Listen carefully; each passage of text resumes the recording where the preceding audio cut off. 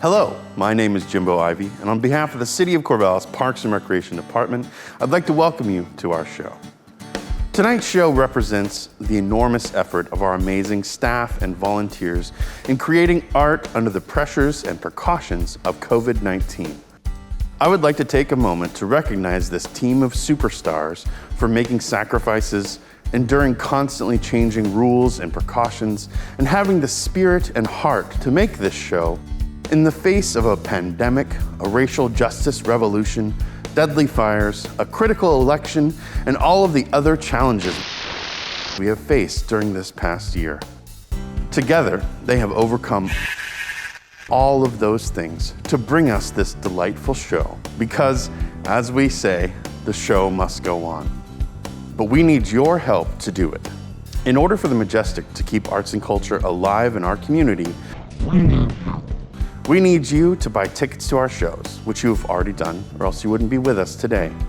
We need you to keep buying them. We have a variety of shows planned for each month, but without your support, we won't be able to make them. We need you to share with your friends and family how much you enjoy these shows and encourage them to catch the next weekend's performance and the one after that. And for those of you who are able, please consider donating to the Majestic. We have struggled before at the Majestic, as all arts venues do, but now is the time, my friends.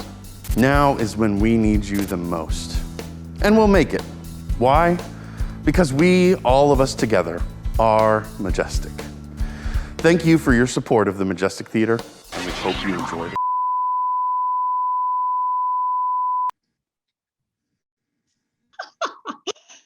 Shall we three meet again? In thunder, lightning, or in rain? The hurly-burly's done, when the battle's lost and won. That will be ere the set of sun. Where the place? On the heath. There to meet with Macbeth. Fair is foul. And foul is fair. Hover through the fog and filthy air.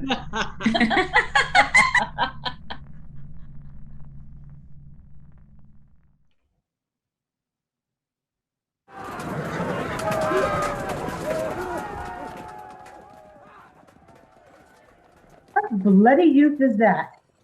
She can report, as seemeth by her plight, of the revolt of the new estate.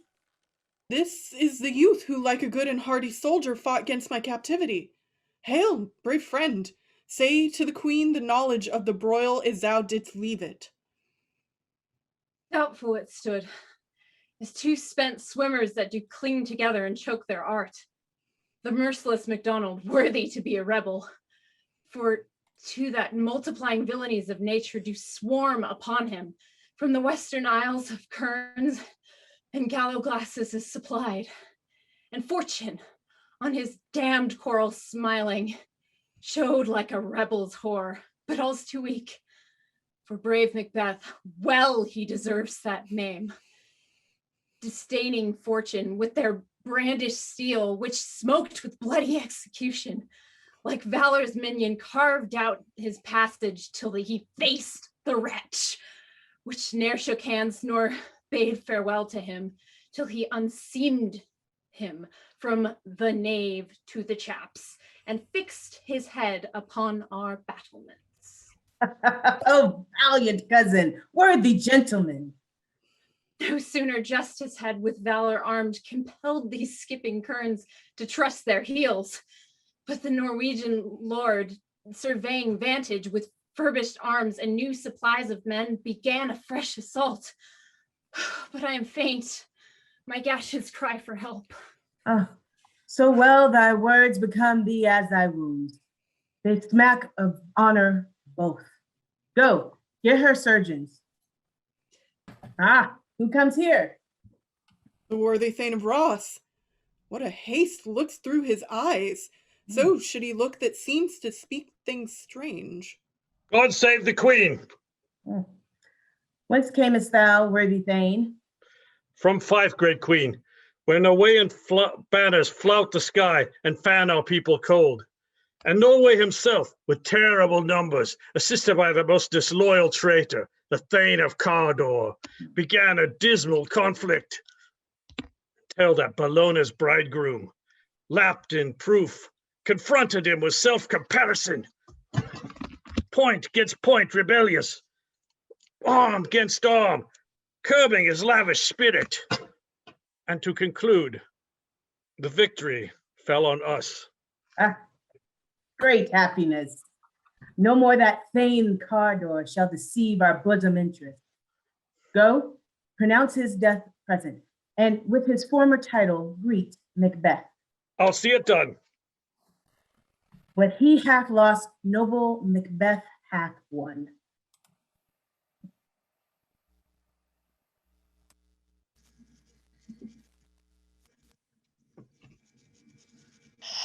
Oh, where hast thou been, sister?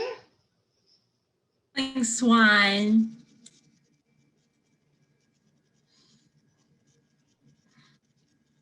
Sister, where now? A sailor's wife had chestnuts in her lap and munched and munched and munched. Give me, quoth I. Am I bewitched? The rump-fed runyon cries. Her husband's to Aleppo gone, master o'er the tiger, but in a sieve I'll thither sail, and like a rat without a tail I'll do, and I'll give thee a wind. And I another. I myself have all the other. I will drain him dry as hay. Sleep shall neither night nor day hang upon his penthouse lid. He shall live a man forbid. Weary senates, 9 times 9 shall he dwindle, peak and pine. Though his bark cannot be lost, yet it shall be tempest tossed. A drum, Macbeth doth come.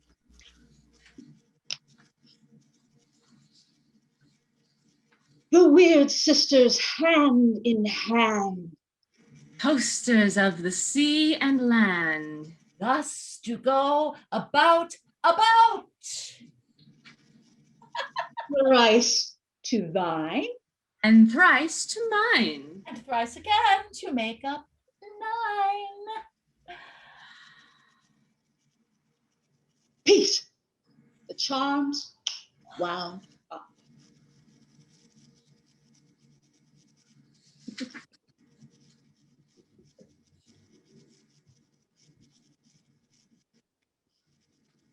So foul and fair a day I have not seen.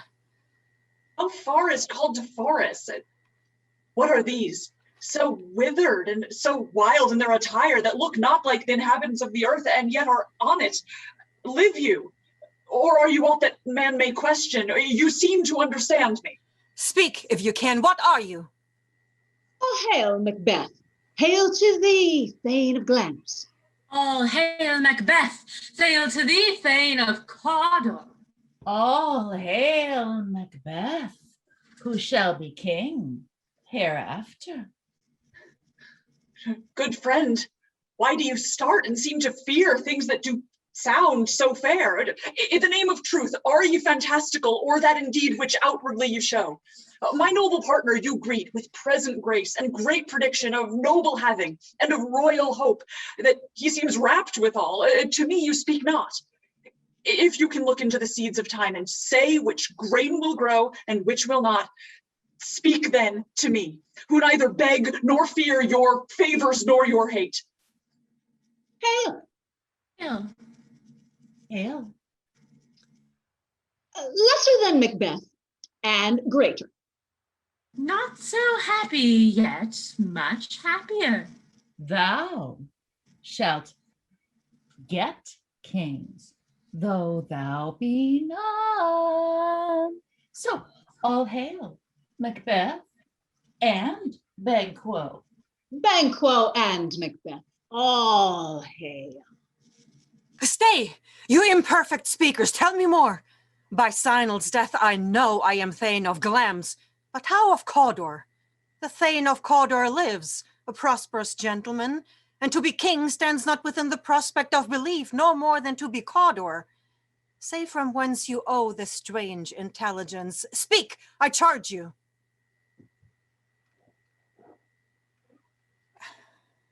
The earth hath bubbles as the water has, and these are of them.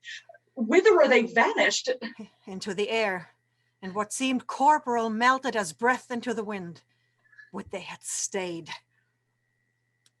Your children shall be kings. You shall be king. And Thane of Cawdor too, when did not so? To the self-same tune and words. Who's here? The queen has happily received, Macbeth, the news of thy success. And when she reads thy personal venture in the rebels' fight, her wonders and her praises do contend which should be thine or hers. As thick as hail came post with post, and every one did hear thy praises in her kingdom's great defenses, and poured them down before her. We are sent to give thee from our royal madam thanks, only to herald thee into her sight. And for earnest of a greater honor, she bade us from her call thee Thane of Cawdor, in which addition, hail, most worthy Thane, for it is thine. What, can the devil speak true? The Thane of Cawdor lives. Why do you dress me in borrowed robes? Was the Thane lives yet, but under heavy judgment bears that life which he deserves to lose, whether he was combined with those of Norway, or did line the rebel with hidden help and vantage, or that with both he labored in his country's wreck, I know not, but treason's capital confessed and proved have overthrown him. Glamis and Thane of Cawdor, the greatest is behind. Thank you for your pains. Do you not hope your children shall be kings when those that gave the Thane of Cawdor to me promised no less to them? That trusted home might yet enkindle you unto the crown of besides the Thane of Cawdor. But 'tis strange, and oftentimes to win us to our harm, the instruments of darkness tell us truths, win us with honest trifles to betray us in deepest consequence. Cousins, a word, I pray you.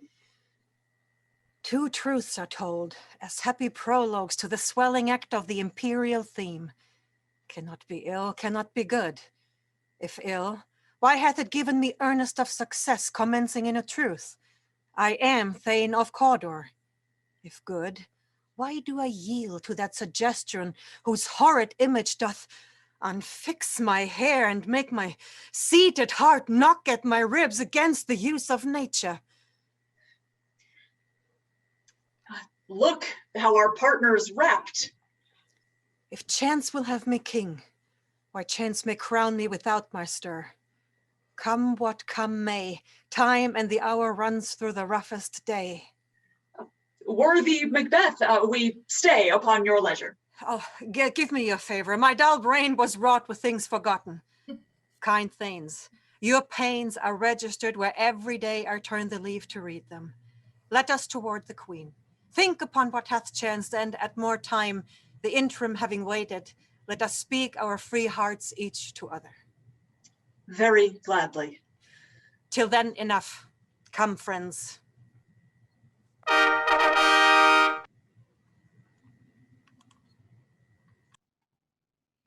Execution done on Cawdor.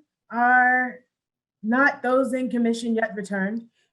My liege, they are not yet come back. But I have spoke with one that saw him die, who did report that very frankly he confessed his treasons, implored your highness's pardon, and set forth a deep repentance. Nothing in his life became him like the leaving it. He died as one that had been studied in his death, to throw away the dearest thing he owed, as 'twere a careless trifle. There's no art to find the in mind's construction in the face. He was a gentleman on whom I built an absolute trust. Ah, worthiest cousin, the sin in my ingratitude even now was heavy on me. Thou art so far before that swiftest wing of recompense is slow to overtake thee. Would thou hadst less deserve that the proportion of both thanks and payment might have been mine. Only I have left to say, more is thy due than more than all can pay. The service and the loyalty I owe in doing it pays itself. Your Highness's part is to receive our duties, and our duties are to your throne and state, children and servants, which do but what they should by doing everything safe toward your love and honor. Welcome hither. I have begun to plant thee and will labor to make thee full of growing. Noble Banquo, that hast no less deserved, nor must be known to no less to have done so. Let me enfold thee and hold thee to my heart. Oh, there, if I grow, the harvest is your own. Son, kinsfolk, thanes, and you whose places are the nearest, know we will establish our estate upon our eldest, Malcolm, whom we name hereafter the Prince of Cumberland. With honor must not unaccompanied invest him only, but signs of nobleness, like stars, shall shine on all deservers. From hence to inverse, and bind us further to you. The rest is labor, which is not used for you. I'll be myself the harbinger and make joyful the hearing of my wife of your approach. So humbly take my leave. My worthy Cardor. The Prince of Cumberland. That is a step on which I must fall down, or else o'erleap, for in my way it lies. Stars, hide your fires. Let not light see my black and deep desires. The eye wink at the hand, yet let that be, which the eye fears when it is done to see.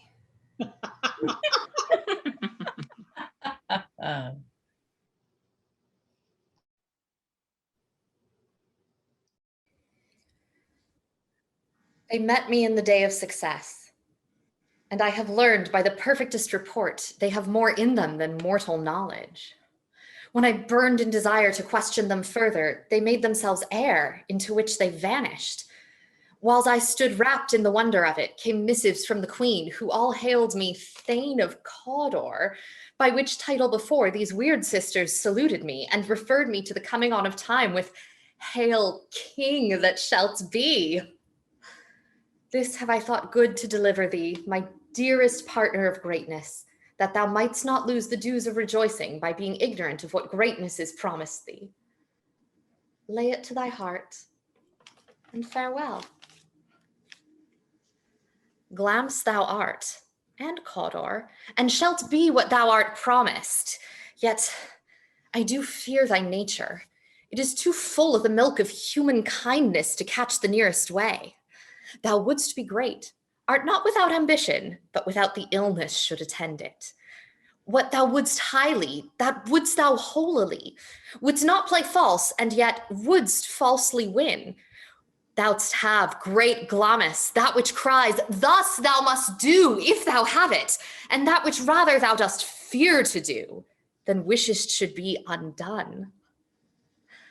Hie thee hither, that I may pour my spirits in thine ear, and chastise with the valor of my tongue all that impedes thee from the golden round, which fate and metaphysical aid doth seem to have thee crowned withal.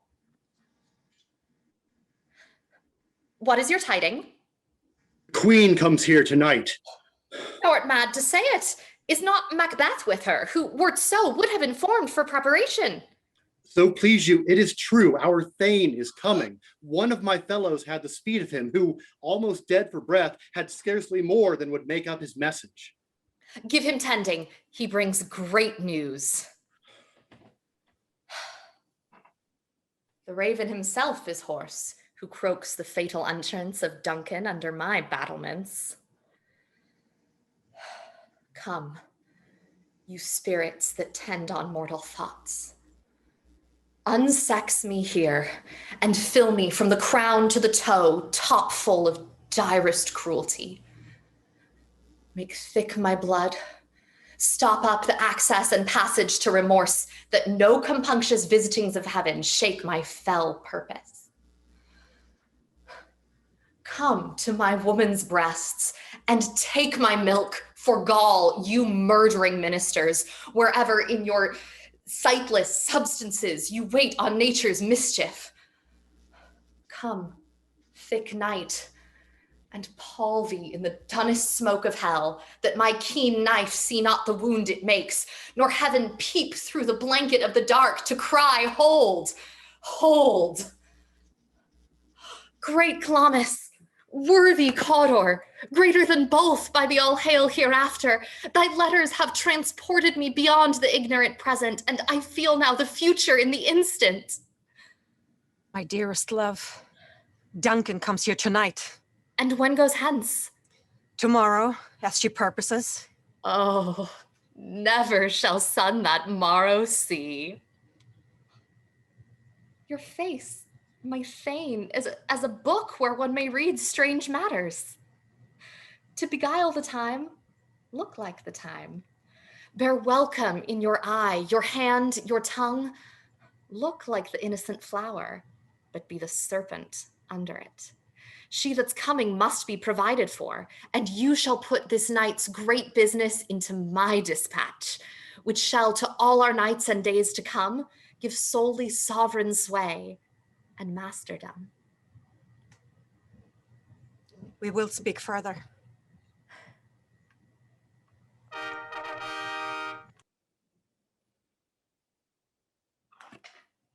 This castle hath a pleasant seat. The air nimbly and sweetly recommends itself unto our gentle senses. I have observed the air is delicate.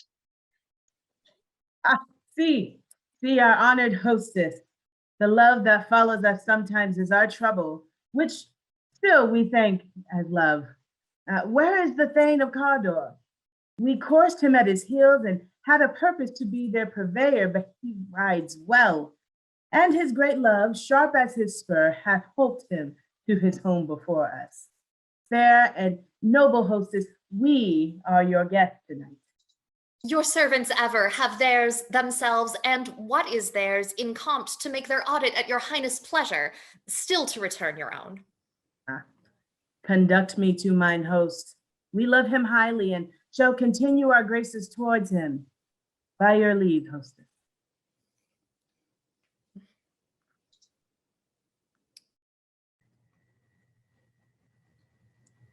If it were done when 'tis done, then 'twere well it were done quickly. If the assassination could trammel up the consequence and catch with her Circe's success, that but this blow might be the be-all and the end-all here.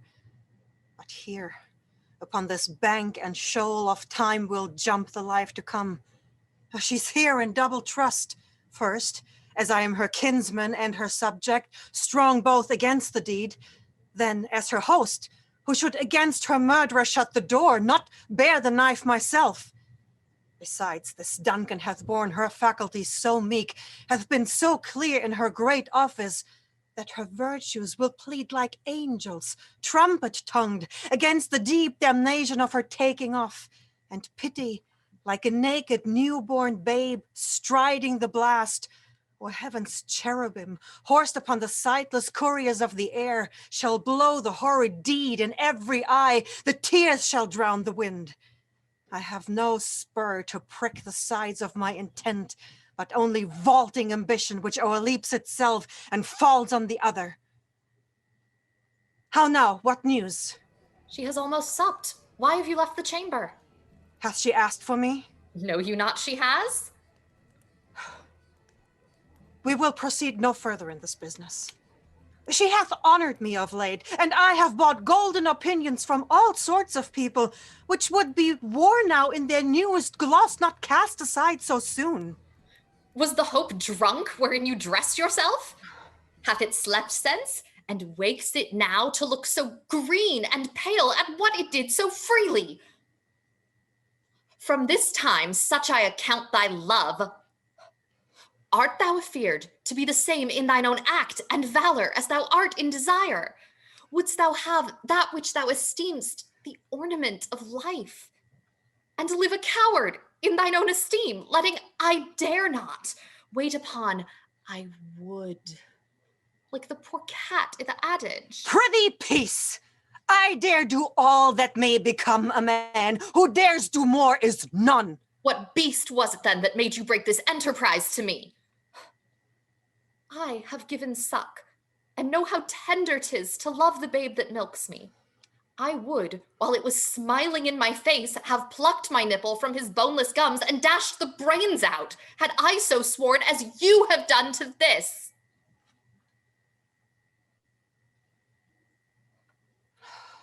If we should fail. We fail. But screw your courage to the sticking place, and we'll not fail.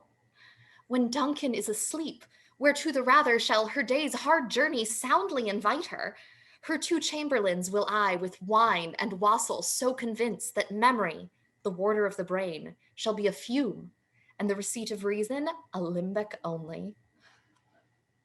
What cannot you and I perform upon the unguarded Duncan? What not put upon her spongy officers who shall bear the guilt of our great quell? I am settled. Away, and mock the time with fairest show. False face must hide what the false heart doth know.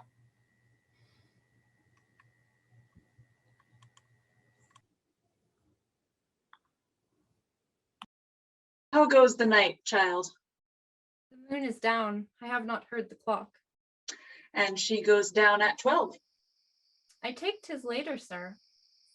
There's husbandry in heaven. Their candles are all out.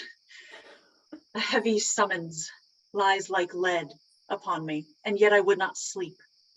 Merciful powers, restrain in me the cursed thoughts that nature gives way to in repose. But who's there? A friend. What? Not yet at rest. The queen's abed.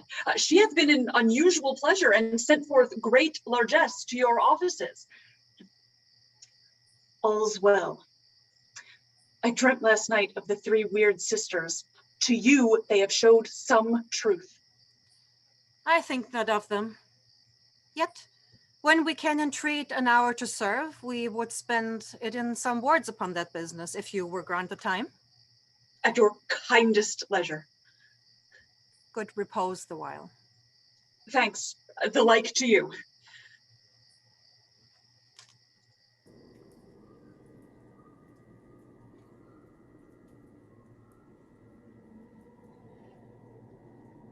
Is this the dagger which I see before me? The handle toward my hand? Come, let me clutch thee.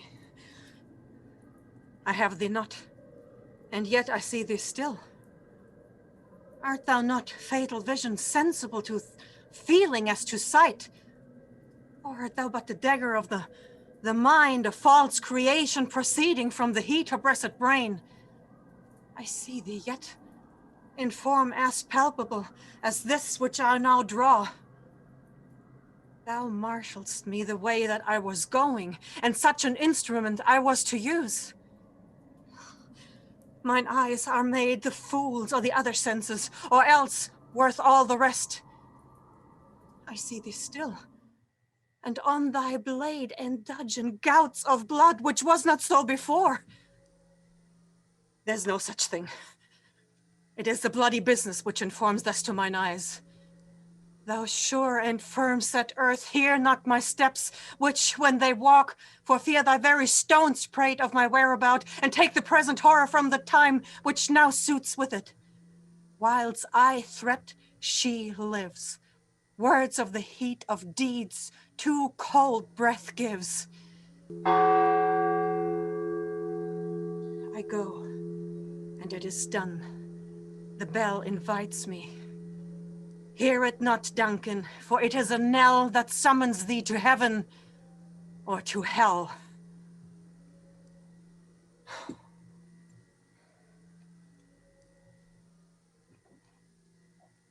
That which hath made them drunk hath made me bold. What hath quenched them hath given me fire. Hark! Peace! It was the owl that shrieked. The fatal bellman, which gives the sterns good night. He is about it. The doors are open, and the surfeited grooms do mock their charge with snores. I have drugged their possets, that death and nature do contend about them, whether they live or die.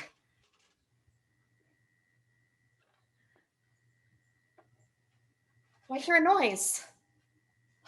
Alack, I am afraid they have awakened and 'tis not done. The attempt and not the deed confounds us. Hark! I laid their daggers ready.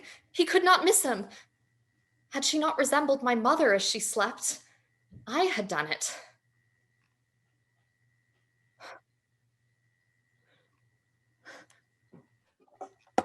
My love?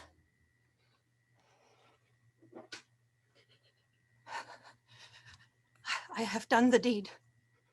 Didst thou not hear a noise? I heard the owl scream and the crickets cry. Did not you speak? When? Now? As I descended? Aye. Oh, this is a sorry sight. A foolish thought to say a sorry sight. One cried, God bless us, and amen the other. I said they had seen me with these hangman's hands, listening their fear. I could not say amen when they said God bless us. Consider it not so deeply. But wherefore could I not pronounce amen? I had most need of blessing, and amen stuck in my throat. These deeds must not be thought after these ways. So it will make us mad. Methought I heard a voice cry, sleep no more. Macbeth does murder sleep. The innocent sleep, sleep that knits up the raveled sleeve of care, the death of each day's life, sore labor's bath, balm of hurt minds, great nature's second course, chief nourisher in life's feast. What do you mean? Still it cried, sleep no more, to all the house. Glamis hath murdered sleep, and therefore Cawdor shall sleep no more. Macbeth shall sleep no more. Who was it thus cried? Why, worthy Thane, you do unbend your noble strength to think so brain-sickly of things. Go, get some water and wash this filthy witness from your hand. Why did you bring these daggers from the place? They must lie there. Go, carry them and smear the sleepy grooms with blood. I'll go no more. I am afraid to think what I have done. Look on't again, I dare not. Infirm of purpose, give me the daggers. The sleeping and the dead are but as pictures. 'Tis the eye of childhood that fears a painted devil.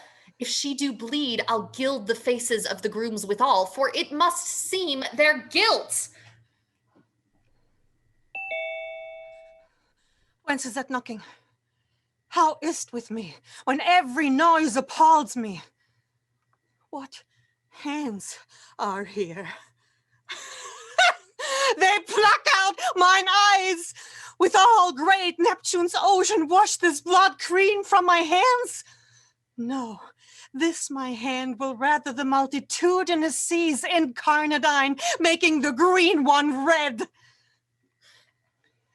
My hands are of your color. But I shame to wear a heart so white.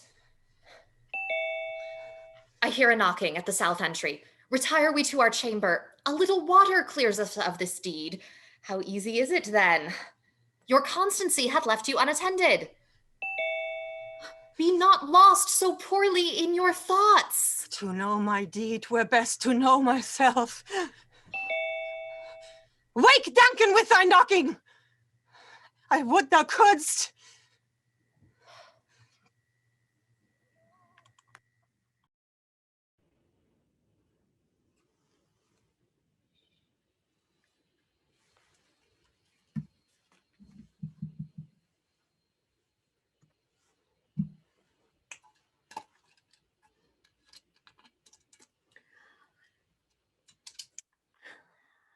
Here's a knocking indeed. If a man were porter of Hellgate, he should have old turning the key. Knock, knock, knock. Who's there? In the other devil's name. Here is a farmer that hanged himself on the expectation of plenty. Come in time. Have napkins now about you. Here, you'll sweat for it. Knock, knock! Who's there? In the other devil's name. Faith. Here's an equivocator that could swear in both the scales against either scale, who committed treason enough for God's sake, and yet could not equivocate to heaven. Oh, come in, equivocator. Knock, knock, never at quiet. But this place is too cold for hell. I'll devil portrait no further. I had thought to let in some of all professions that go the primrose way to the everlasting bonfire. Anon, anon! I pray you, remember the porter. Was it so late, friend, ere you went to bed, that you do lie so late? Ah, faith, sir, we were carousing till the second cock. And drink, sir, is a great provoker of three things. What three things does drink especially provoke? Oh, marry, sir, nose painting, sleep, and urine. Lechery, sir, it provokes and unprovokes. It provokes the desire, but it takes away the performance. Therefore, much drink may be said to be an equivocator with lechery. It makes him and it mars him. It sets him on and it takes him off. It persuades him and disheartens him, makes him stand to and not stand to. In conclusion, equivocates him in his sleep and giving him the lie, leaves him. I believe drink gave thee the lie last night. That it did, sir, in the very throat of me. Is Macbeth stirring? Oh. Our knocking has awakened him. Here he comes. Good morrow, noble Thane. Good morrow, friend. Is the queen stirring? Not yet. Noble Thane? She did command me to call timely on her. I almost have slipped the hour. I'll show you to her.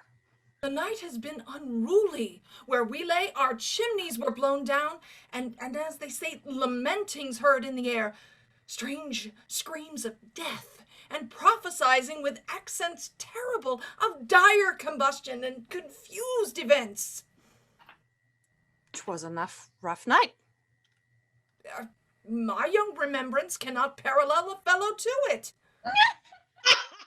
Horror! Horror! Horror! Tongue nor heart cannot conceive nor name thee. What's the matter? Confusion has made his masterpiece. Most sacrilegious murder has broke ope the Lord's anointed temple and stole thence the life of the building. What is't you say, the life? Mean you her majesty? Approach the chamber, do not bid me speak. See, and then speak for yourselves. Awake! Awake! Ring the alarum bell! Murder and treason! Thankful! Malcolm! Take up this drowsy sleep, death's counterfeit, and look on death itself!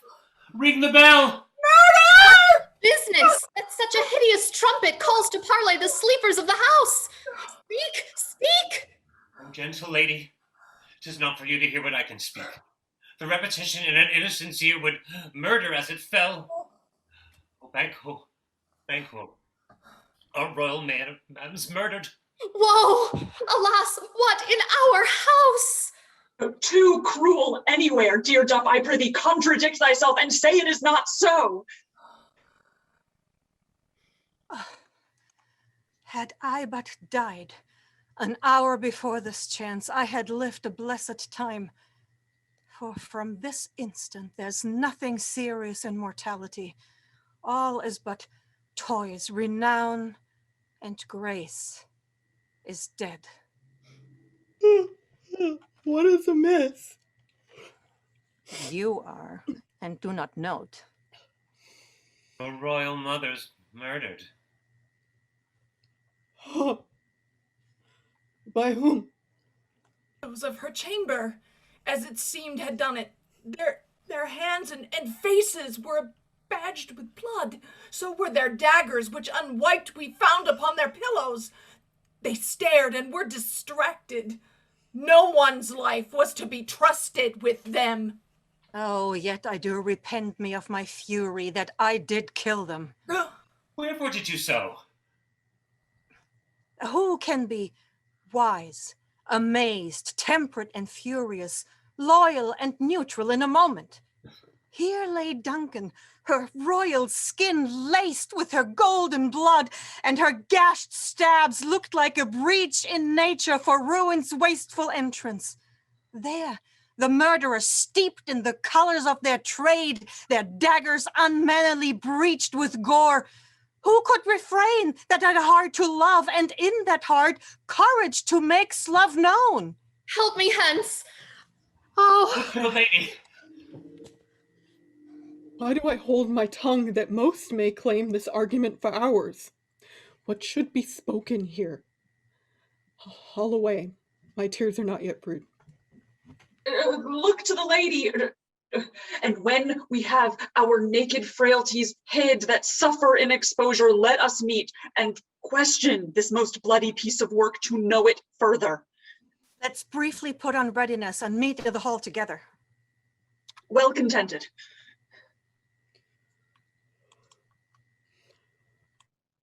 What shall I do? I'll not consort with them. To show in unfelt sorrow is an office which the false man does easy. I'll to England. Where I am, there's daggers in men's smiles, the near in blood, the nearer bloody. To horse, and let me not be dainty of leave-taking, but shift away. There's warrant in that theft which steals itself when there's no mercy left.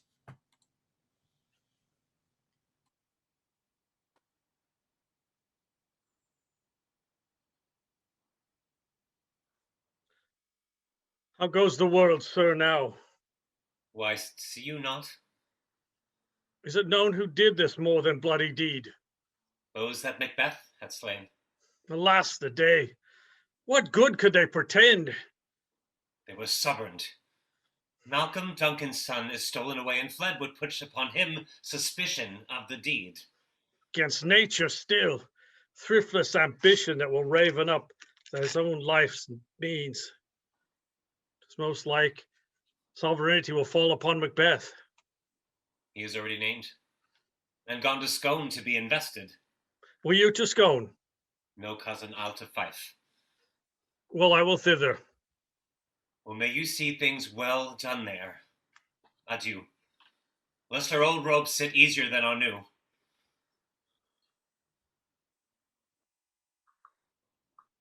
Thou hast it now, King Cawdor, Glamis, all as the weird women promised.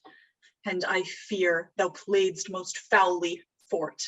Yet it was said it should not stand in thy posterity, but that myself should be the root and father of many kings. If there come truth from them, why, by the verities on thee made good, may they not be my oracles as well, and set me up in hope? But hush, no more. Here's our chief guest. If he had been forgotten, it had been as a gap in our great feast, and all thing unbecoming. Tonight we hold a solemn supper, sir, and I'll request your presence. Let your highness command upon me. Ride you this afternoon? Aye, your grace. We should else have desired your good advice, which still hath been both grave and prosperous in this day's council, but we'll take tomorrow. Is't far your ride? As far, your grace, as will fill up the time twixt this and supper. Fail not our feast. Your grace, I will not. Goes Fleance with you? Aye, your grace. Our time does call upon us. I wish you horses swift and sure of foot, and so I do command you to their backs. Farewell. Let everyone be tasked with their own time till 7 at night. To make society the sweeter welcome, we will keep ourselves till supper time alone. While then, God be with you. Asira, a word with you. Attend those men our pleasure? They are, your grace, without the palace gate. Bring them before us.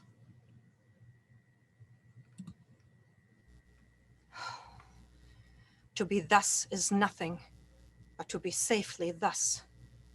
Our fears in Banquo stick deep, and in his royalty of nature reigns that which would be feared. 'Tis much he dares, and to that dauntless temper of his mind he hath a wisdom that doth guide his valor to act in safety. There is none but he whose being I do fear, and under him my genius is rebuked.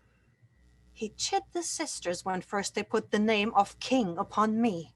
Upon my head they placed a fruitless crown and put a barren scepter in my gripe, thence to be wrenched with an unlineal hand, no child of mine succeeding. If it be so, for Banquo's issue have I filed my mind. For them the gracious Duncan have I murdered, to make them kings, the seed of Banquo kings. Rather than so, come fate into the list, and champion me to the utterance. Who's there? Huh. All of you know Banquo was your enemy. True, your grace.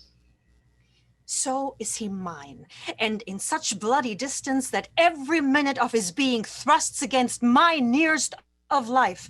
And though I could with barefaced power sweep him from my side and bid my will avouch it, yet I must not, for certain friends that are both his and mine, whose loves I may not drop, and thence it is that I to your assistance do make love, masking the business from the common eye for sundry weighty reasons. We shall, your grace, perform what you command us. Your spirits shine through you. Within this hour at most, I advise you where to plant yourselves, for it must be done tonight. Leave no rubs nor botches in the work. Fleance, his child that keeps him company, whose absence is no less material to me than is her father's, must embrace the fate of that dark hour. Resolve yourselves apart. I'll come to you anon. We are resolved, your grace. I'll call upon you straight. Abide within. It is How concluded.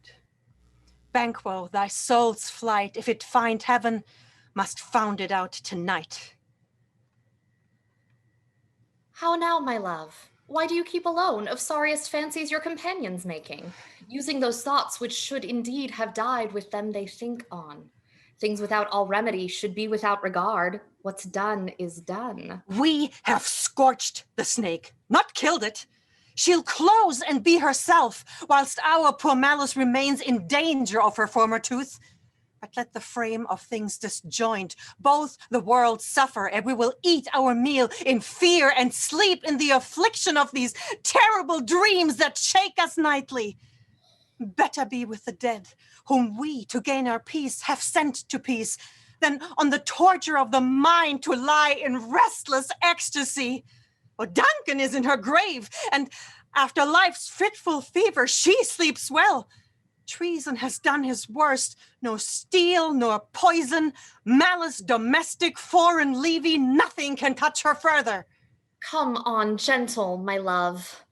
Sleek o'er your rugged looks. Be bright and jovial among your guests tonight. So I shall, and so I pray be you. Let your remembrance apply to Banquo. Present him eminence, both with eye and tongue. Unsafe the while that we must lave our honors in these flattering streams and make our faces visards to our hearts, disguising what they are. You must leave this. Oh, full of scorpions is my mind, dear wife. Thou knows that Banquo and his Fleance lives. But in them nature's copy's not etern. There's comfort yet. They are assailable. Then be thou jocund. There shall be done a deed of dreadful note. What's to be done? Be innocent of the knowledge, dearest Chuck, till thou applaud the deed. Come, sealing night, good things of day begin to droop and drowse, while night's black agents to their praise do rouse. Thou marvelst at my words, but hold thee still. Things bad begun make strong themselves by ill. So prithee, go with me.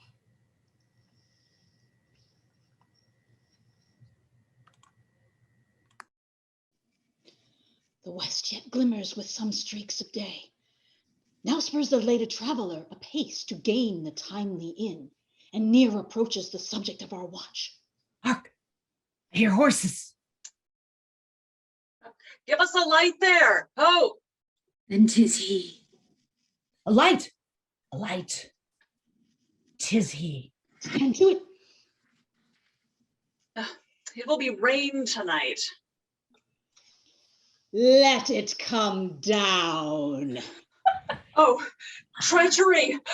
Fly, good Fleance, fly, fly, fly! Ah! Thou mayest revenge.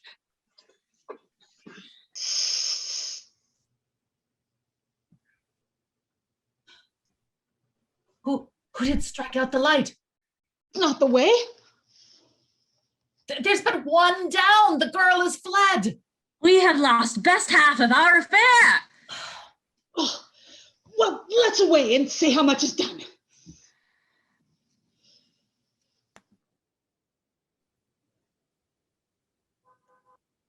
You know your own degrees. Sit down. At first and last, the hearty welcome.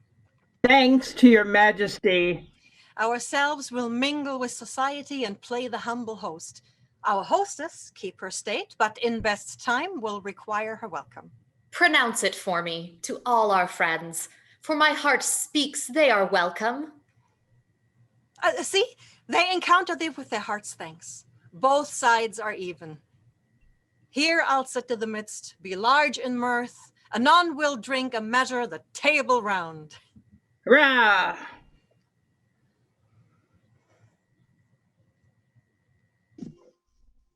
There's blood on thy face. 'Tis Banquo's then. It's better thee without than he within. Is he dispatched? Most royal sir, Fleance escaped. Comes my fit again. I had else been perfect, whole as a marble, founded as the rock, but now I'm cabined, cribbed, confined, bound in to saucy doubts and fears. But Banquo safe? Aye, safe in a ditch he bides, with 20 trenchant gashes on his head, the least a death to nature. Thanks for that. There the grown serpent lies. The worm that's fled hath nature that in time will venom breed, no teeth for the present. Get thee gone. Tomorrow we'll hear ourselves again. My royal love, you do not give the cheer. The feast is sold that is not often vouched while 'tis a-making. 'Tis given with welcome. To feed were best at home. From thence the sauce to meat is ceremony. Meeting were bare without it. Sweet remembrancer. Now good digestion wait on appetite and health on both. May it please your highness, sit. Here had we now our country's honor roofed, where the graced person of our bank were present, who I may rather challenge for unkindness than pity for mischance. His absence lies blame upon his promise. Please, your highness, to grace us with your royal company. Which of you have done this? What, good your grace? Thou canst not say I did it. Never shake the gory locks at me. Gentle ones, rise, their highness is not well. Sit, worthy friends, his grace is often thus, and hath been from his youth. Pray you keep seat, the fit is momentary. Upon a thought, he will again be well. If much you note him, you shall extend his passion and offend him. Feed, and regard him not. Shame itself. Why do you make such faces? When all's done, you look but on the air. If I stand here, I saw Banquo. Fie, for shame. Blood has been shed ere now. The times have been that when the brains wear out, the man would die, and there an end. But now they rise again with 20 mortal murders on their crowns and push us from our stools. This is more strange than such a murder is. Your noble friends do lack you. I do forget. Do not muse at me, my most worthy friends. I have a strange infirmity, which is nothing to those that know me. Come, love and health to all, then I'll sit down. Give me some wine, fill full. I drink to the general joy of the whole table, and to our dear friend Banquo, whom we miss, would he were here. And him we thirst to all and all. Our on our pledge. And the pledge. Avaunt, and quit my sight! Let the earth hide thee. Thy bones are marrowless, thy blood is cold. Thou hast no speculation in those eyes which thou dost glare with. Think of this, good peers, but as a thing of custom. 'Tis no other, only it spoils the pleasure of the time. Take any shape at that, and my firm nerve shall never tremble or be alive again and dare me to the desert of my sword. If trembling I inhabit, then protest me the baby of a child.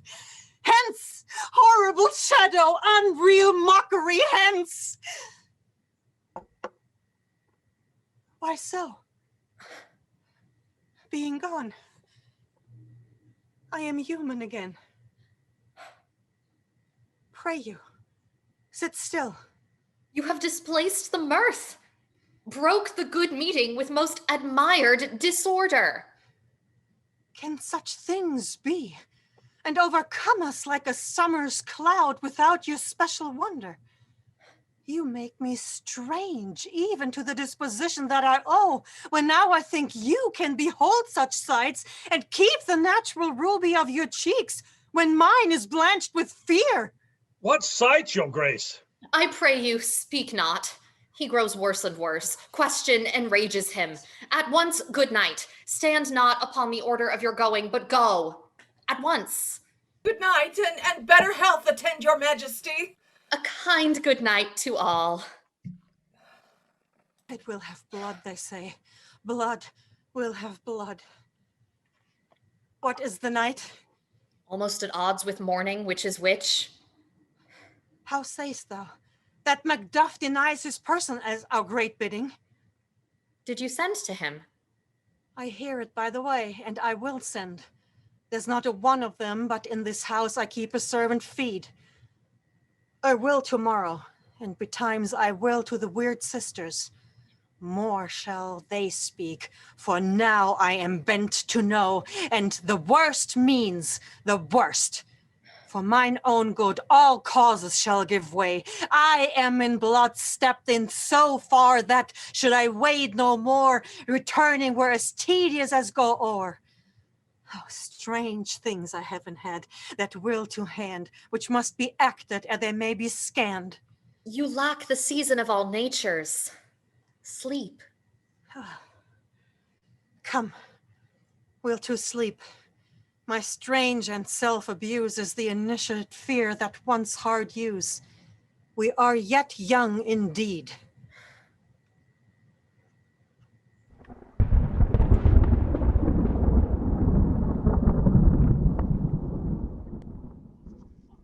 What? How now? Hecate, you look angrily.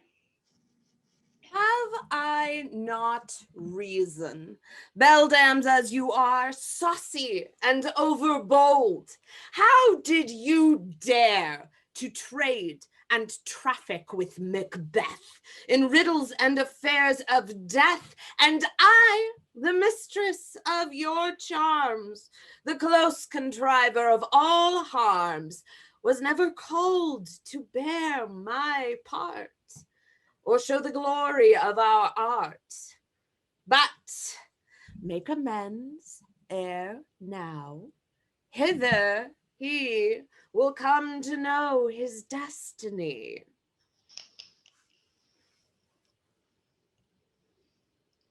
Thrice the brindled cat hath mewed. Thrice and once the hedge pig whined. Harpier cries, "'Tis time, 'tis time."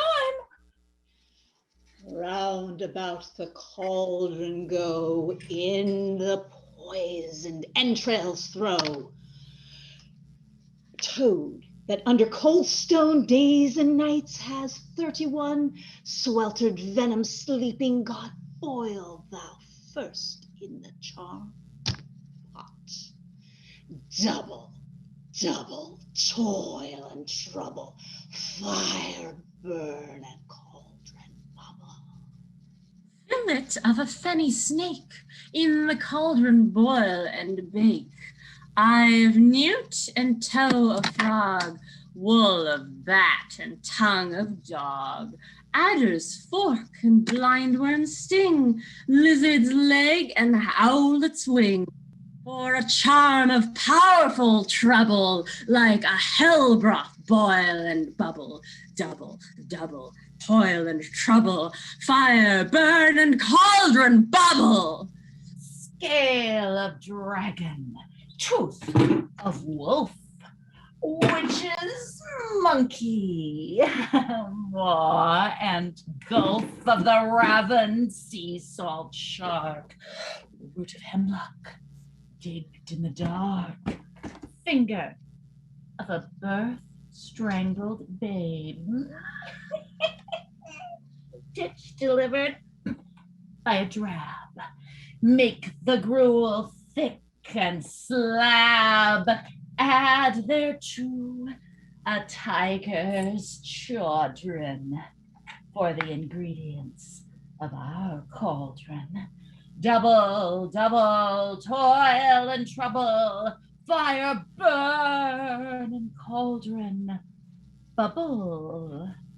Cool it with a baboon's blood. Then the charm is firm and good. Oh, well done. I commend your pains, and everyone shall share the gains.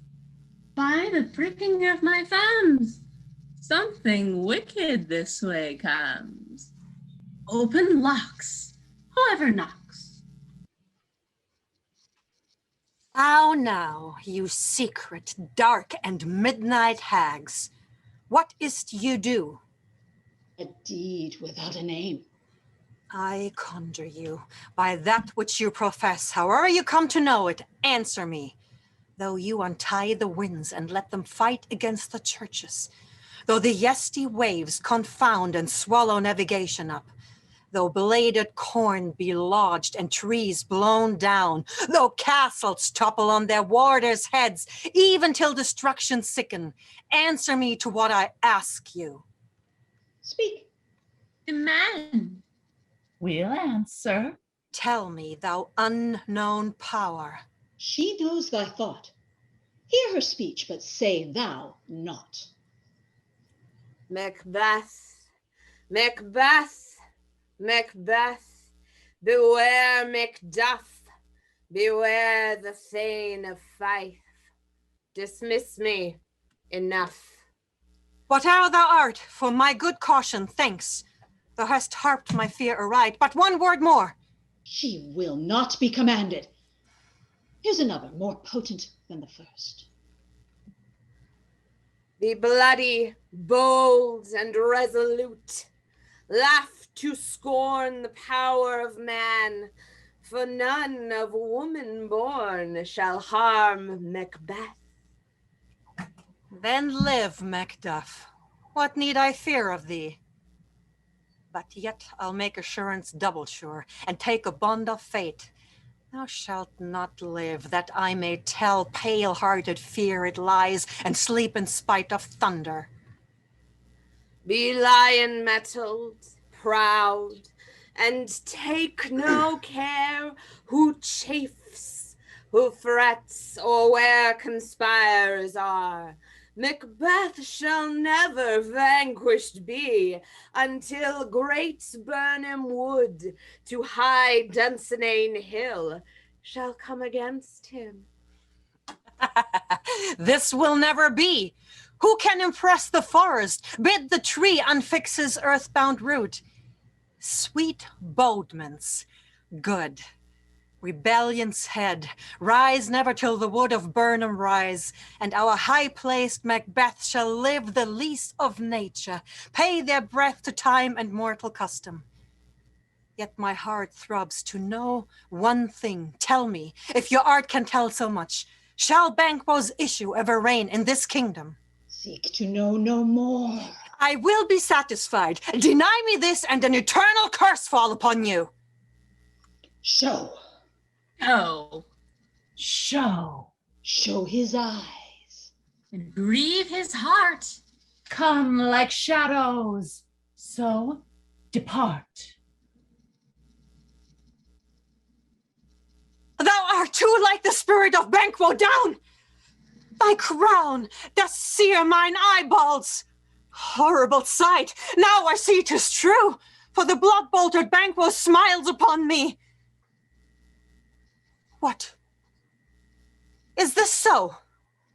Aye, all this is so. But why stands Macbeth thus amazedly? Come, sisters, cheer we up their sprites, that this great king may kindly say our duties did their welcome pay. Where are they? Gone? Oh, let this pernicious hour stand aye accursed in the calendar. Come in, without there. What is your grace's will? Saw you the weird sisters? No, your grace. Came they not by you? No, indeed, your grace. Infected be the air whereon they ride, and damned all those that trust them. I did hear the galloping of horse. Who was't came by? 'Tis 2 or 3, your grace, that bring you word Macduff is fled to England. Fled to England? Aye, your grace. Time thou anticipatest my dread exploits. The flighty purpose never is o'ertook unless the deed go with it. From this moment, the very firstlings of my heart shall be the firstlings of my hand. And even now, to crown my thoughts with acts, be it thought and done, the castle of Macduff I will surprise, seize upon 5, give to the edge of the sword his wife, his babes, and all unfortunate souls to trace him in his line. No boasting like a fool, this deed I'll do before this purpose cool. But no more sights. Where are these gentlemen? Come, bring me where they are.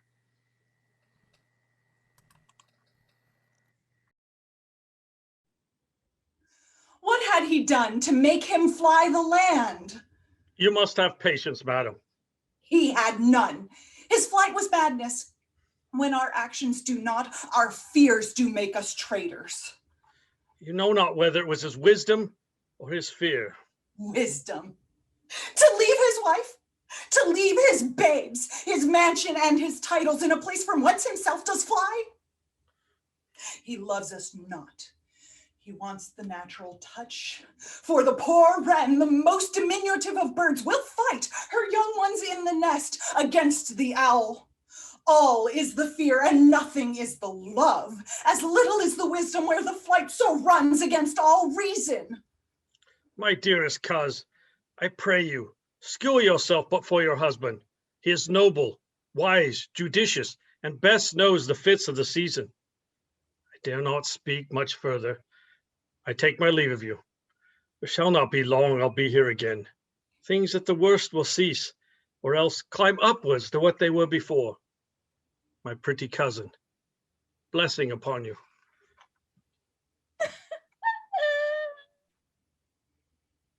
I doubt some danger does approach you nearly. Be not found here. Hence with your little one. Run away, I pray you. Whither should I fly? I have done no harm. What are these faces? Where is your husband? I hope in no place so unsanctified where such as thou mayest find him. He's a traitor. Thou liest!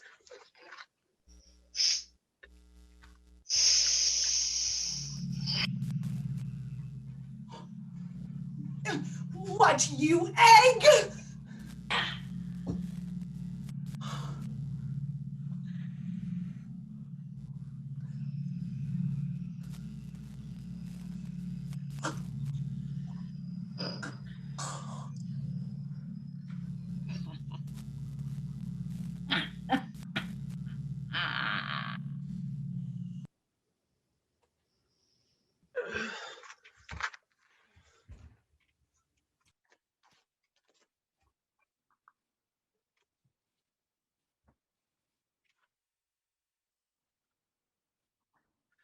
Let us seek out some desolate shade, and there weep our sad bosoms empty.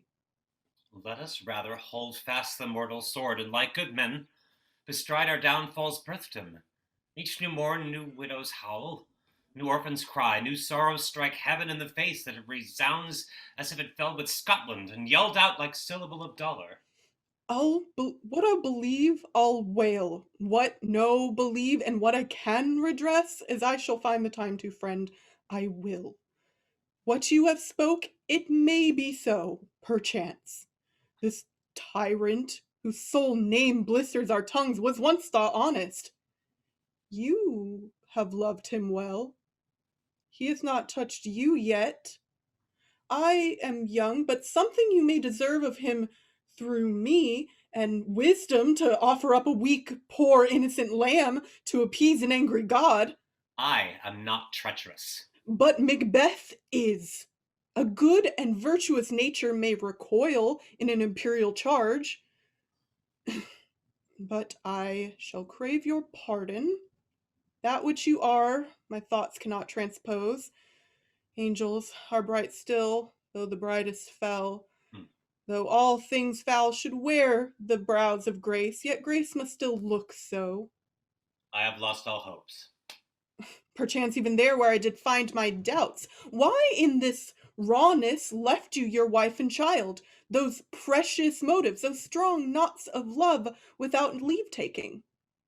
I pray you, let not my jealousies be your dishonors, but mine own safeties. You may be rightly just, whatever I shall think. Bleed, bleed, poor country. Great tyranny. Fare thee well, lord. I would not be the villain that thou think'st. For the whole space it is in the tyrant's grasp, and the rich ease to boot. Be not offended. I speak not as in absolute fear of you. I think our country sinks beneath the yoke. It weeps, it bleeds, and each new day a gash is added to her wounds. I think withal there would be hands uplifted in my right, and here from gracious England I have offer of goodly thousands. Not in the legions of hard hell can come a devil more damned in evils than Macbeth. I grant him bloody, luxurious, avaricious, false, deceitful, sudden, malicious, smacking of every sin that has a name. But God above deal between thee and me. For even now I put myself to thy direction. What I am truly is thine and my poor country's to command. Whither indeed before thy here approach, good Seward with 10,000 warlike men already at point was setting forth. Now will together, and the chance of goodness be like our warranted quarrel. Why are you silent? Such welcome and unwelcome things at once, 'tis hard to reconcile. See who comes here? My countryman. My ever gentle cousin, welcome hither. Amen. Stands Scotland where it did? What's the newest grief? That of an hour's age doth hiss the speaker. Each minute teems a new one. How doth my wife? Why, well. And all my children? Well, too. The tyrant has not battered at their peace. No, they were, well, at peace when I did leave them. Be it their comfort we are coming thither. Gracious England hath lent us good Seward and 10,000 men, an older and better soldier, none that Christendom gives out. Would I could answer this comfort with the like. but I have words that would be howled out in the desert air, where the hearing should not latch them. What concerns they? The general cause, or is it a fee grief due to some single breast?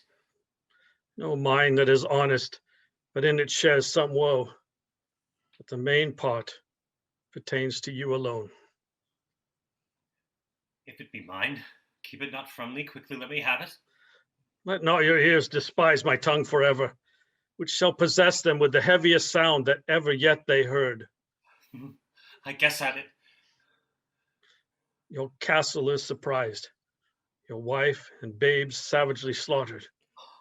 To relate the matter, we're in the quarry of these murdered deer, to add the death of you. My children too? Wife, children, servants, all that could be found. And I must be from thence my wife killed too? I have said. Be comforted. Let's make us medicines of this, to our great revenge, to cure this deadly grief. He has no children. All my pretty ones. Did you say all? Oh, Hecate, all? What, all my pretty chickens, and all their dam at one fell swoop?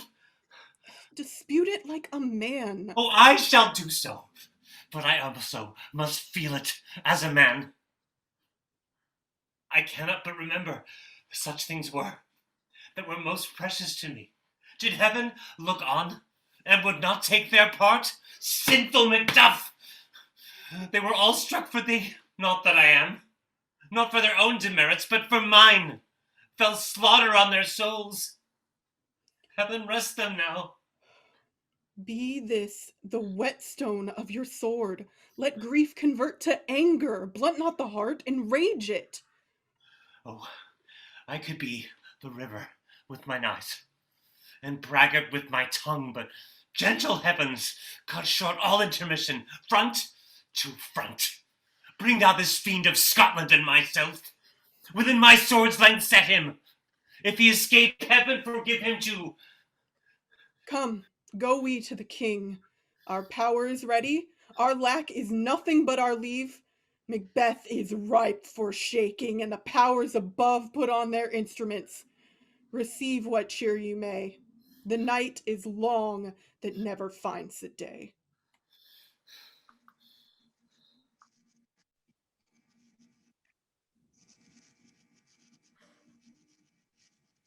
Yet here's a spot.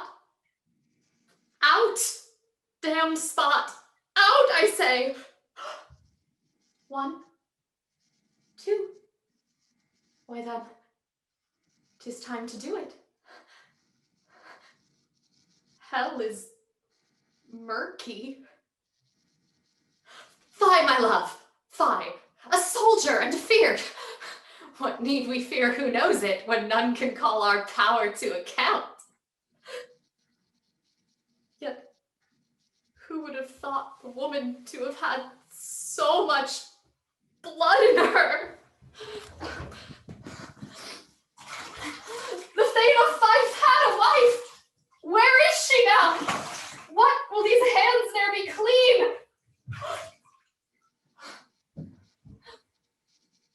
No more of that, my love. No more of that. You mar all with this starting.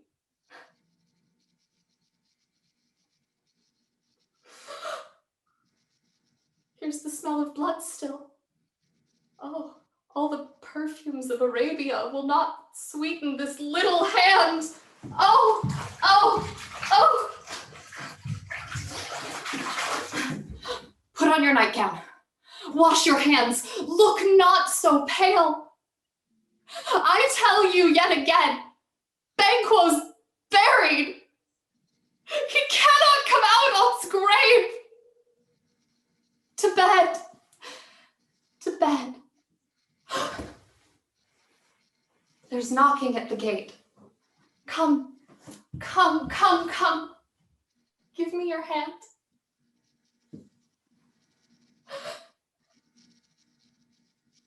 What's done cannot be undone. Unnatural deeds. Bed,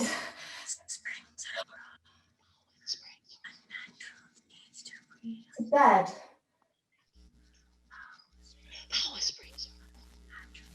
Bed.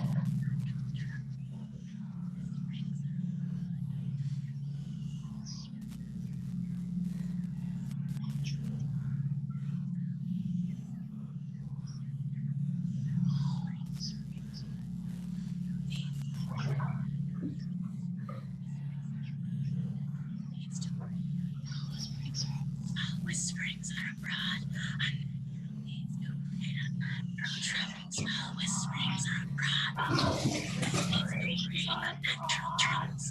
Whisperings are abroad. God, forgive us all.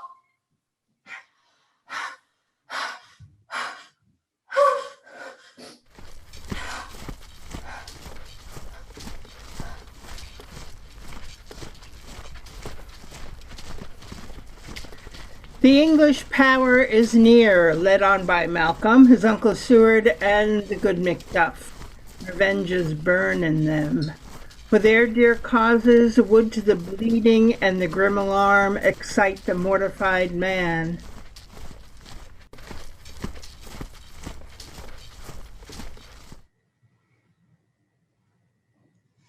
Bring me no more reports. Let them fly all.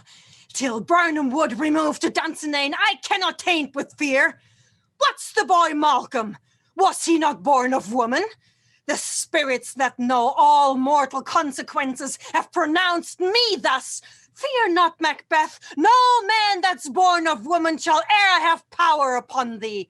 Fly, false thanes, and mingle with the English epicures.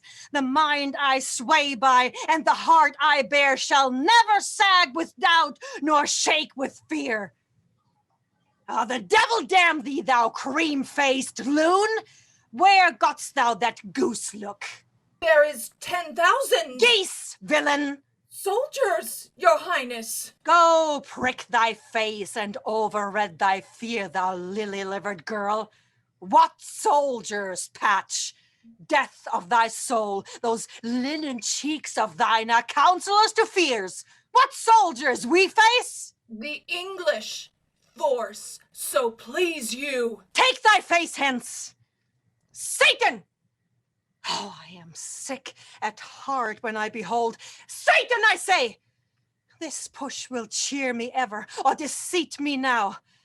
I have lived long enough. My way of life is fallen into the sere, the yellow leaf, and that which should accompany old age as honor, love, obedience, troops of friends I must not look to have, but in their stead curses, not loud, but deep, mouth honor, breath, which the poor heart would fain deny and dare not.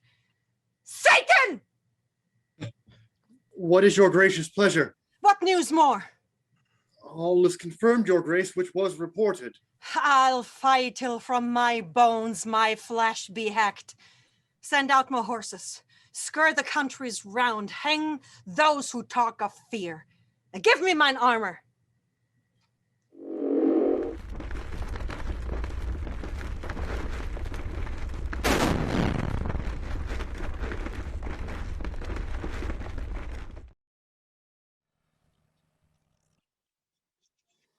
Cousins, I hope the days are near at hand that Chambers will be safe.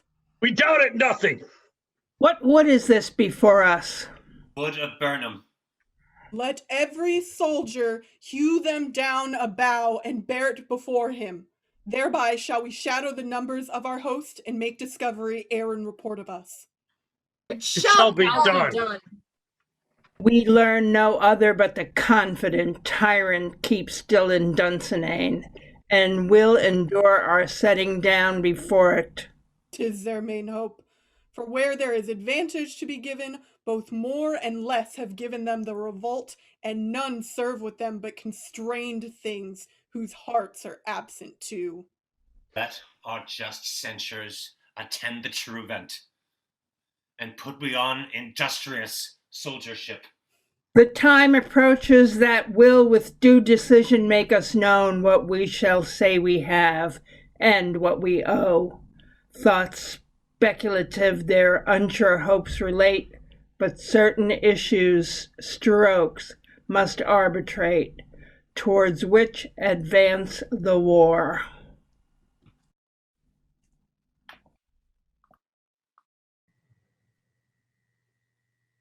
Hang out our banners on the outward walls. The cry is still they come. Our castle's strength will laugh a siege to scorn. Here let them lie till famine and the ague eat them up. Were they not forced with those that should be ours, we might have met them dareful, beard to beard, and beat them backward home. Angie! Angie! What is that noise? It is the cry of women, Your Grace. I have almost forgot the taste of fears. The time has been, my senses would have cooled to hear a night shriek, and my fell of hair would at a dismal treaty rouse and stir as life were in't. I have supped full with horrors. Direness, familiar to my slaughterous thoughts, cannot once start me. Wherefore was that cry? The Queen, Your Grace, is dead. She should have died hereafter. There would have been a time for such a word. Tomorrow, and tomorrow, and tomorrow creeps in this petty pace from day to day to the last syllable of recorded time. And all our yesterdays have lighted fools the way to dusty death. Out, out, brief candle. Life's but a walking shadow, a poor player that struts and frets his hour upon the stage and then is heard no more. It is a tale told by an idiot, full of sound and fury, signifying nothing.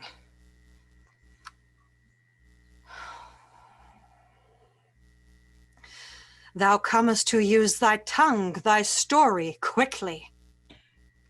Your Grace, I should report that which I say I saw, but know not how to do it. Well, say. As I did stand my watch upon the hill, I looked toward Burnham, and anon, methought, the wood began to move. Liar and a villain. Oh, let me endure your wrath, if not be so. Within this 3 mile may you see it coming. I say, a moving grove. If thou speakst false, upon the next tree shalt thou hang alive till famine cling thee. If thy speech be sooth, I care not if thou dost for me as much. I pull in resolution and begin to doubt the equivocation of the fiend that likes the truth. Fear not till Burnham wood do come to Dunsinane, and now a wood comes toward Dunsinane? Arm, arm, and out! If this which he avouches doth appear, there is nor flying hence nor tarrying here. I gin to be aweary of the sun, and wish the estate of the world were now undone. Ring the alarum bell! Blow, wind, come, rack! At least we'll die with harness on our back!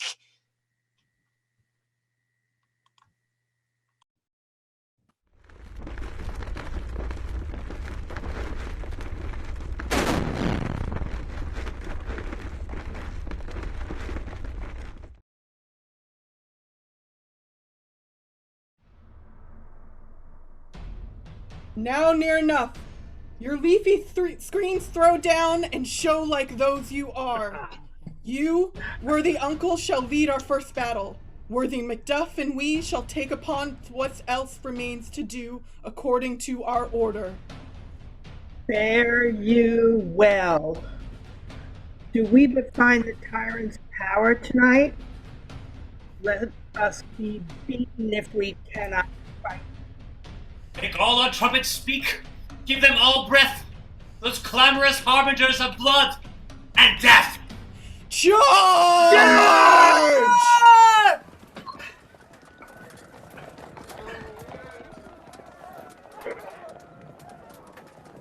They have tied me to the stake. I cannot fly, but bear-like I must fight the course. What's he that was not born of woman? Such a one am I to fear or none. What is thy name? Don't be afraid to hear it.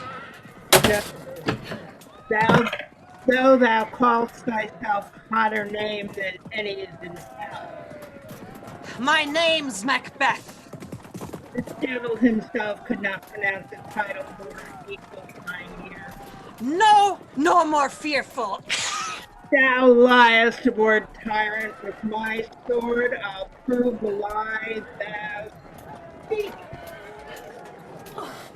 Thou art not born of woman.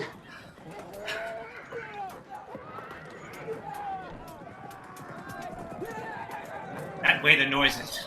Tyrant, show thy face. If thou beest slain with no stroke of mine, my wife and children's ghosts will haunt me still. I cannot strike at wretched kerns, whose arms are hard to bear their stains. Neither thou, Macbeth, or else my sword with an unbattered edge. I sheathe again unheeded. There thou shouldst be. By this great clatter, one of greatest note scenes brooded. Let me find them fortune, and more I beg not.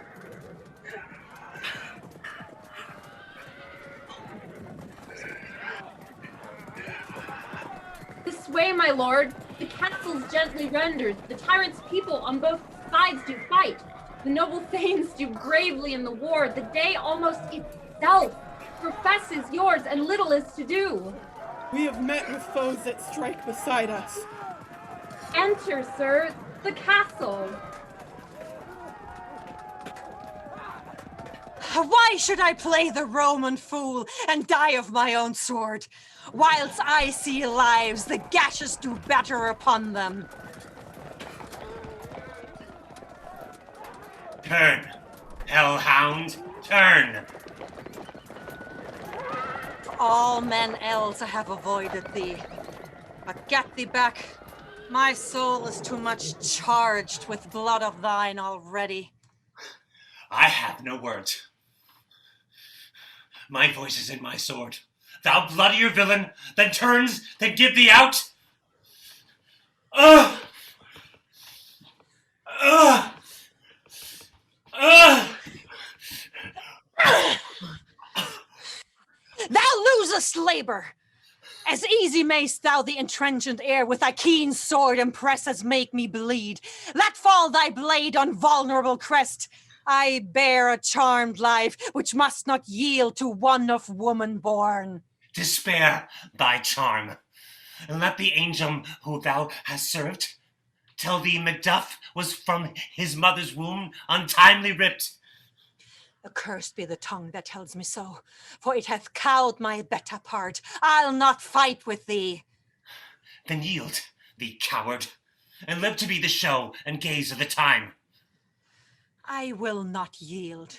To kiss the ground before young Malcolm's feet, and to be baited with the rabble's curse? Though Burnham would be come to Dunsinane, and thou opposed, being of no woman born, yet I will try the last. Before my body I throw my warlike shield. Lay on, Macduff, and damned be them that first cries, hold, enough. Ah! Ah! Ah!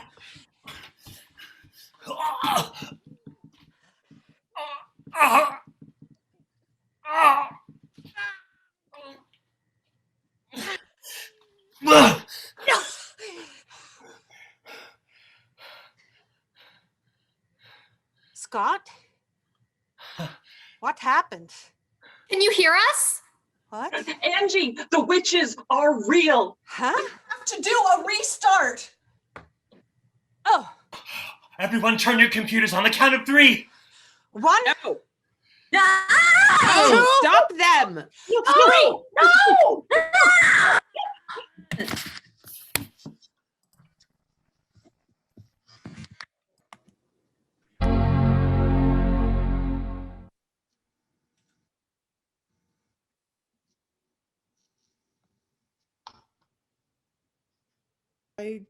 Would the friends we miss were safe arrived. Some must go off, and yet By these I see so great a day as this is cheaply bought. Macduff is missing. Then he is dead? Hail, King. For so thou art. The time is free. I see thee compassed with thy kingdom's pearl, that speak my salutation in their minds, whose voices I desire aloud with mine. Hail, King of Scotland. Hail, King of Scotland! We shall not spend a large expanse of time before we reckon with your several loves, and make even with you.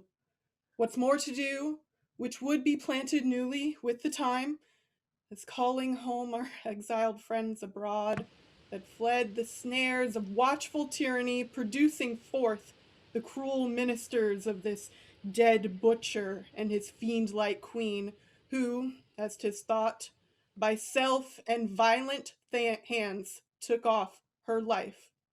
This, and what needful else it calls upon us by grace of grace, we will perform in measure, time, and place. So thanks to all at once, and to each one whom we invite to see us crowned at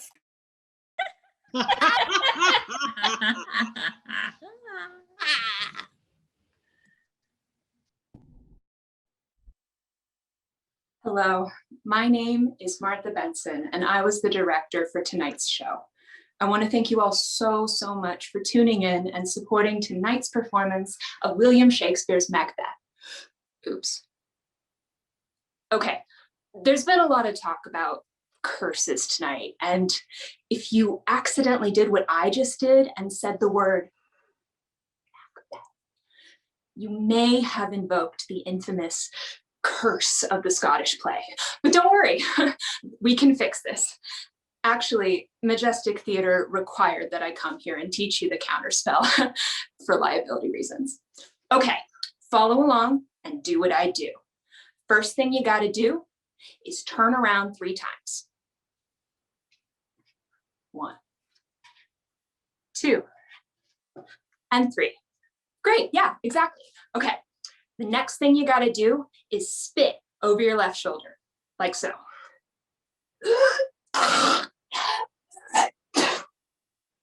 Yeah, exactly like that. Nailed it, great. Okay, finally, after curtain call is done, I'm gonna need you to run outside and scream your favorite line from Hamlet. If you don't know a line from Hamlet, no worries. Your favorite curse word will do just as well. Flights of angels, sing me to thy rest. And that should be it. Curse dispelled. You should be all set. Okay, I would like to give a big round of applause for the cast and crew of tonight's performance. As stage manager, Zoom goddess, and sound designer, Kira Anderson. Doubling as our video tech wizard and the unforgettable Satan, Chad Howell. Also doubling as Lady Macduff and our assistant director, Jessica Ruth Baker. As Seward, Carol Flanagan. As Thane Lennox, Nancy Homan. As Thane Ross, Ralph Turley. As Queen Duncan, Brandy Douglas. As Fleance, Ellie Smith. As Prince Malcolm, Brianna Manassa. As Macduff, Scott Fraser Maskell. As Banquo, Meryl Fetterman. As the mysterious porter, Rachel Cole. Huh, that's weird. Okay, moving on. As third witch, Arlie Olson. As second witch, Jennifer Appleby Chu. And as first witch, Jennifer Moody. Y'all aren't actually witches, right? Okay. As Lady Macbeth, Phoebe Gilday. And finally, as our Macbeth, Angelique de Morgan.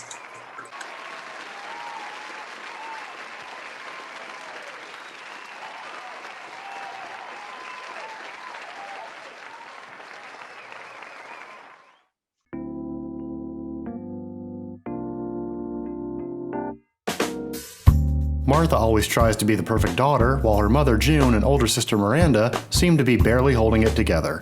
That's why Martha is so surprised at her mother's objection to her new online baking show, Hugs and Quiches. As family secrets unravel, Martha has to decide if the truth about her mother's past is really worth knowing, and whether sticking with your family is always the right thing to do. Bringing together dance studios and groups from around the Mid-Willamette Valley, Terpsichore showcases every imaginable style in this exciting exhibition of movement and grace.